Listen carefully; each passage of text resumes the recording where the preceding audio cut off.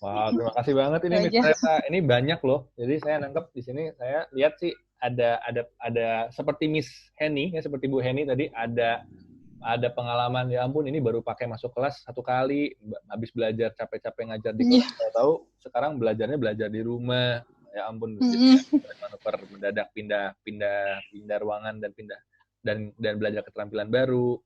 Kemudian eh, di sini saya nangkep sebenarnya yang dibagi ini bagus banget, ini optimalisasi penggunaan Zoom untuk KBM anak SD ya. Dalam hal ini memastikan murid merespons pemaparan nih, biar nggak leleh doang, kontennya harus Mm-mm. jadi saya harus nangkep responsnya. Gimana ya saya menangkap responsnya?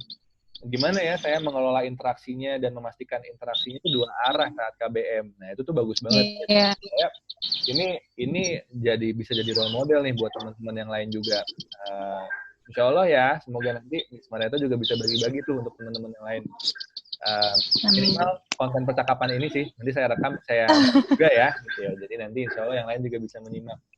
Saya akan jadikan sharingnya Miss Marietta ini tidak hanya sekedar menanggapi, saya akan buat jadi konten juga. Jadi terima kasih Miss, ini menurut saya layak tampil juga nih.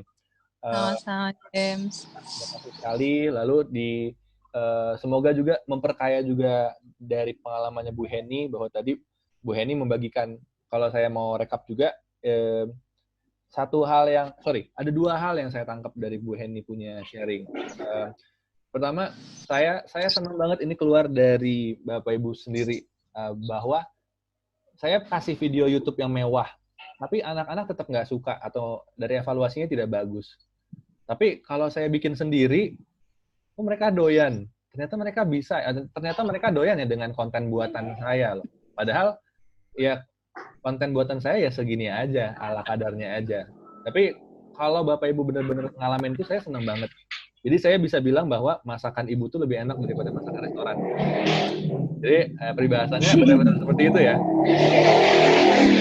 Segimanapun restoran itu bikin packagingnya mewah, bikin tampilannya indah, tapi emang masakan buatan ibu itu the best ya gitu. Jadi karena guru adalah yang paling tahu kondisi murid, guru yang paling mengerti murid itu karakteristik seperti apa, konten yang dibuat itu benar-benar masuk. Itu saya senang banget bahwa jadi cita rasanya itu sesuai dengan kebutuhan murid. Ini Bu Henny memaparkan ini keren banget. Ini menurut saya ini wow banget. Lalu yang satu lagi adalah tips absensi. Ini berarti ada pengembangan ya metode untuk absensi, bahwa kalau daripada kita cuma minta hadir tapi mereka hilang, ya udah kita bikin aja mereka harus merespons atau mereka harus merespons soal baru dihitung sebagai hadir. Wah, itu menurut saya inovasi juga tuh dalam menangkap absensi. Itu oke banget, Miss Henning. Terima kasih ya, Miss. Itu pasti input juga buat Bapak Ibu guru yang lain tuh. Jadinya, absensi kita dibikin gini aja ya. Satu lagi, Mas. Oh, apa lagi tuh, Bu? Iya, ini juga masih masalah yang polling presensi gitu kan. Saya kan ada tuh ya yang diajarkan waktu di grup itu, yang pollingnya ngambil dari aplikasi yang di bawah itu kan, yang bisa pilih sudah siap belajar ataupun apa gitu kan. Saya kadang buat polling juga, kayak misalkan sengaja saya saya ini kan misalkan, menurut kamu belajar di rumah itu apa? Di sini saya kasih pilihan, sangat menyenangkan kayak gitu, atau sangat membosankan ataupun apa ya, saya kasih pilihan, bahkan pilihan-pilihan yang negatif gitu kan.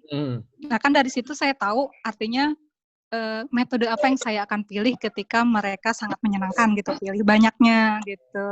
Atau kan bosan, nah sehingga saya bisa bosan nih gitu, banyaknya bosan ataupun apa, nanti saya dari data itu bisa saya olah metode apa atau metode belajar apa atau media apa yang saya harus gunakan agar pembelajaran yang saya bawakan itu menyenangkan. Jadi bukan untuk evaluasi lah, untuk mungkin pedagogik virtual kali ya.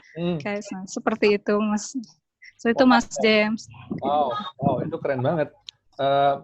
Bagaimana saya rangkum, berarti kan saya akan menangkap dulu mood murid atau kondisi murid yang masuk di kelas, kemudian saya akan menyesuaikan pembelajaran kemasannya dengan bagaimana situasi murid.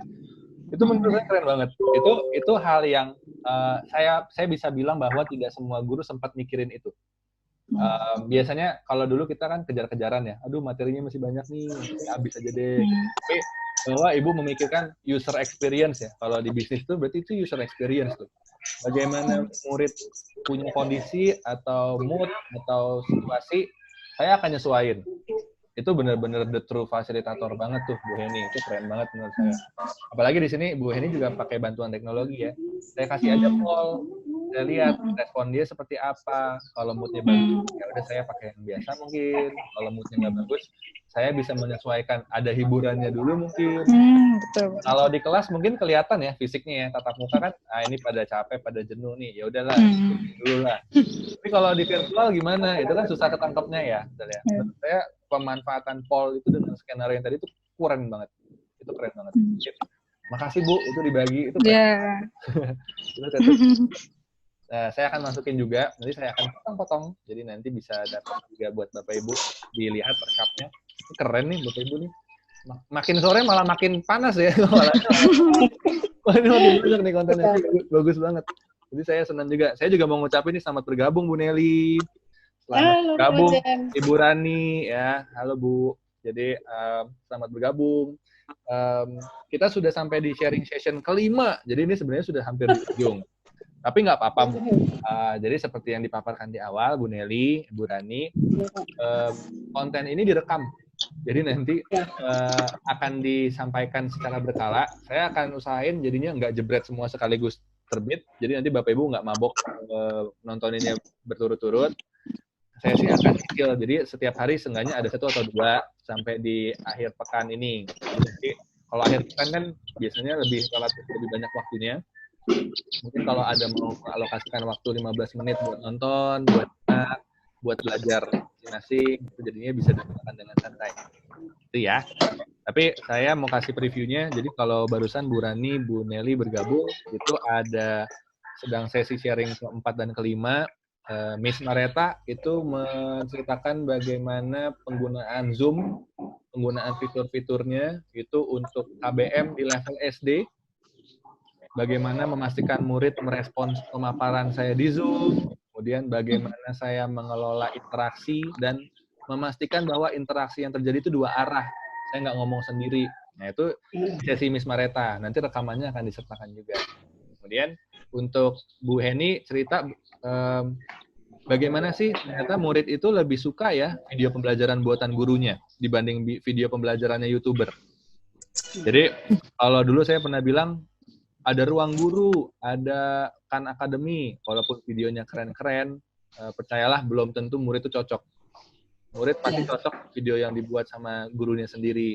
Kemudian juga bagaimana sih membuat absensi yang bisa memfasilitasi murid, sekaligus membantu kita guru untuk menangkap bahwa mereka betul-betul hadir nih, nggak bohong. Nah, itu ada di sesinya Bu Heni.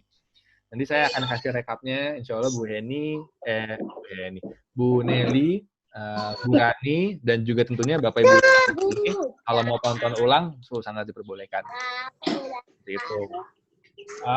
Itu mengenai sesi yang sedang berlangsung, dan ada sesi-sesi lain yang sudah berjalan sebelumnya. Jadi semoga bisa, ini ya Bu ya, semoga bisa catch up dengan Lalu, ini adalah akhir dari sesi. Bapak Ibu, saya mau mengucapkan terima kasih sekali untuk partisipasi super aktifnya